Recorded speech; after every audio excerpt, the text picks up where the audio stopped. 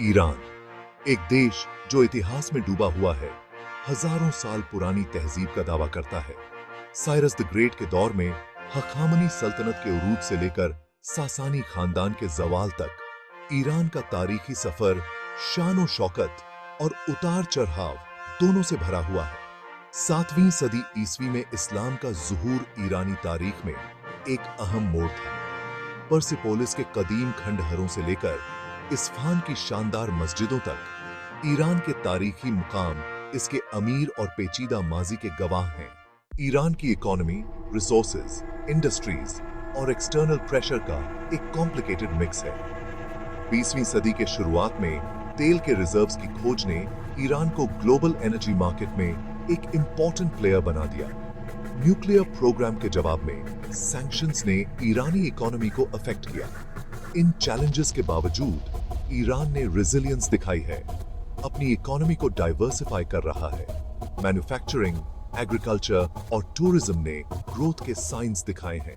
Iran का geography diverse landscapes का एक मजमुआ है, जिसमें बड़े माउंटेन रेंजेस से लेकर सूखे डेजर्ट्स और हरे भरे कोस्टल प्लेन्स शामिल हैं। नॉर्दर्न ईरान में फैले एल्बोर्स पहाड़, कैस्पियन सागर जो मरीन लाइफ से भरपूर है, ज़ाग्रोस पहाड़ जो देश के वेस्टर्न पार्ट पर छाए हुए हैं, सेंट्रल ईरान के विशाल डेजर्ट्स जिनमें दश्त ए कवीर और दश्त ए लूट शामिल है, फारस की खाड़ी और ओमान की खाड़ी से लगे ईरान के कोस्ट्स, स्ट्रेट ऑफ हॉर्मुज जो ग्लोबल ऑयल शिपिंग के लिए इंपॉर्टेंट है।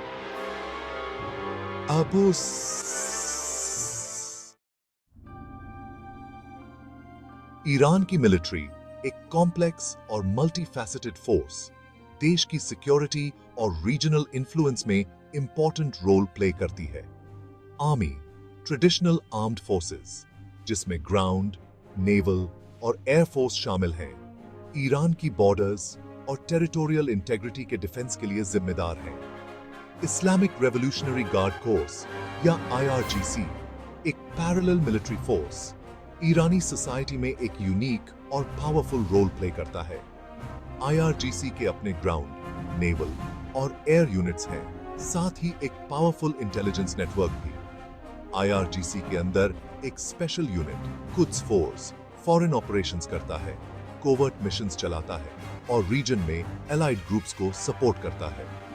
ईरान का मिलिट्री डॉक्ट्रिन एसिमेट्रिक वॉरफेयर पर जोर देता है, पोटेंशियल एनिमीज का मुकाबला करने के लिए अनकन्वेंशनल टैक्टिक्स यूज करता है।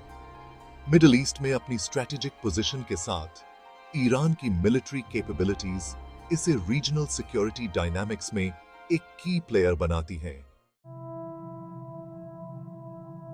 5वां पार्ट, कल्चर्स का एक मिक्स, इरानियन सोसाइटी। ईरान का सोशल फैब्रिक अलग अलग एथनिक और रिलीजियस ग्रुप्स से बना है। Persian culture, main cultural influence Iranian society में फैला हुआ है। फारसी ईरान की ऑफिशियल लैंग्वेज है और एक कनेक्टिंग फैक्टर है। ईरान कई एथनिक माइनॉरिटीज का घर है, जिनमें अजरबैजानी, कर्डिश, बलोच और अरब शामिल हैं। शिया इस्लाम ऑफिशियल रिलीजन है, लेकिन अदर रिलीजियस माइनॉरिटीज भी साथ रहते हैं। ट्रेडिशनल इरानियन वैल्यूज हॉस्पिटैलिटी पर जोर देती हैं और फैमिली रिलेशंस इंपॉर्टेंट हैं। ईरान का कल्चरल हेरिटेज, एंशिएंट ट्रेडिशंस और मॉडर्न इन्फ्लुएंसेस का एक मिक्स है। 6ठा part, Islamic revolution, Iranian history में एक टर्निंग पॉइंट। 1979 का इस्लामिक रेवोल्यूशन ईरानियन हिस्ट्री का एक डिफाइनिंग मोमेंट, जिसने देश के पॉलिटिकल और सोशल लैंडस्केप को बदल दिया। आयतोल्ला रूहुल्लाह खोमेनी की लीडरशिप में रेवोल्यूशन ने शाह मोहम्मद रेजा पहलवी की मोनार्की को ओवरथ्रो कर दिया और इस्लामिक रिपब्लिक एस्टैब्लिश किया।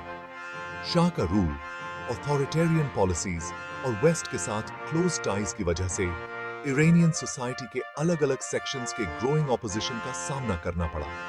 इकोनॉमिक इनइक्वालिटी, सोशल इनजस्टिस और पॉलिटिकल रिप्रेशन ने पब्लिक में डिससैटिस्फैक्शन को बढ़ावा दिया।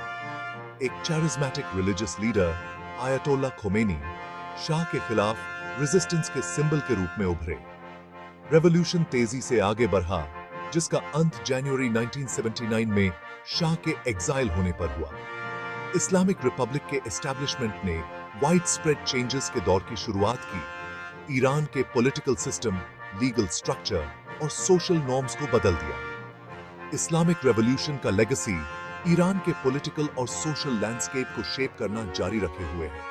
इसकी डोमेस्टिक पॉलिसीज और रीजनल और इंटरनेशनल अफेयर्स में इसके रोल को इन्फ्लुएंस करता है। 7वां पार्ट, 21वीं सदी में ईरान, रीजनल और ग्लोबल इंपॉर्टेंस। ईरान की position, regional influence, geopolitical challenges और इंटरनल डायनामिक्स से बनी है। मिडिल ईस्ट में इसकी स्ट्रेटेजिक लोकेशन इसे रीजनल सिक्योरिटी में एक की प्लेयर बनाती है। सीरियन सिविल वॉर और यमन के कॉन्फ्लिक्ट में इन्वॉल्वमेंट ने इसकी रीजनल पावर को मजबूत किया है।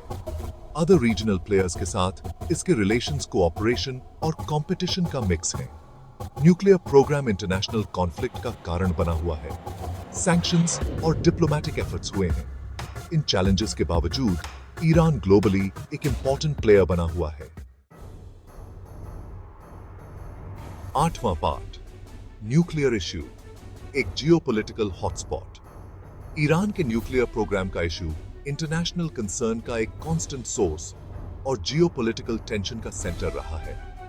ईरान का कहना है कि इसका न्यूक्लियर प्रोग्राम पीसफुल पर्पसेस के लिए है, जिसका एम इलेक्ट्रिसिटी जनरेट करना और मेडिकल रिसर्च करना है। लेकिन इंटरनेशनल कम्युनिटी, खास तौर पर वेस्टर्न पावर्स ने ईरान की न्यूक्लियर वेपन्स डेवलप करने की कैपेबिलिटी के बारे में कंसर्न एक्सप्रेस की है। इंटरनेशनल एटॉमिक एनर्जी एजेंसी या IAEA, यूएन की न्यूक्लियर वॉचडॉग एजेंसी, ने इंटरनेशनल सेफगार्ड्स की कंप्लायंस वेरीफाई करने के लिए ईरान की न्यूक्लियर फैसिलिटीज का इंस्पेक्शन किया है।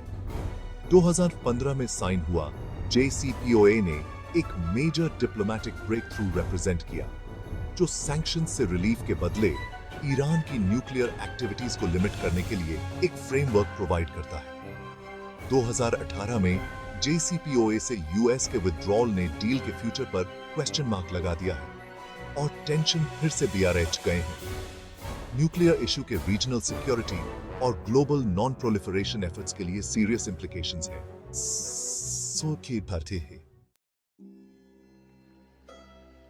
9वां पार्ट, कल्चरल कंट्रीब्यूशंस, ईरान का लास्टिंग लेगेसी। हजारों सालों से चले आ रहे ईरान के कल्चरल कंट्रीब्यूशंस ने ग्लोबल सिविलाइजेशन पर एक लास्टिंग इंपैक्ट छोड़ा है। पर्शियन आर्ट, आर्किटेक्चर, लिटरेचर और म्यूजिक ने ह्यूमन क्रिएटिविटी को इनरिच किया है और आर्टिस्ट्स और इंटेलेक्चुअल्स की जनरेशंस को इंस्पायर किया है। पर्शियन मिनिएचर पेंटिंग, जो अपनी इंट्रिकेट डिटेल्स और वाइब्रेंट कलर्स के लिए फेमस है, इस्लामिक आर्ट का मास्टरपीस माना जाता है। इरानियन मॉस्क्स की इंट्रिकेट टाइल वर्क और मैग्निफिसेंट डोम्स, जैसे कि इस्फहान में शाह मॉस्क, देश के आर्किटेक्चरल ब्रिलियंस का प्रमाण है। इरानियन सिनेमा, देश के कल्चरल लैंडस्केप में एक रिलेटिवली रीसेंट एडिशन, ने अपनी आर्टिस्टिक एक्सीलेंस और सोशल कमेंट्री के लिए इंटरनेशनल अक्लेम हासिल की है।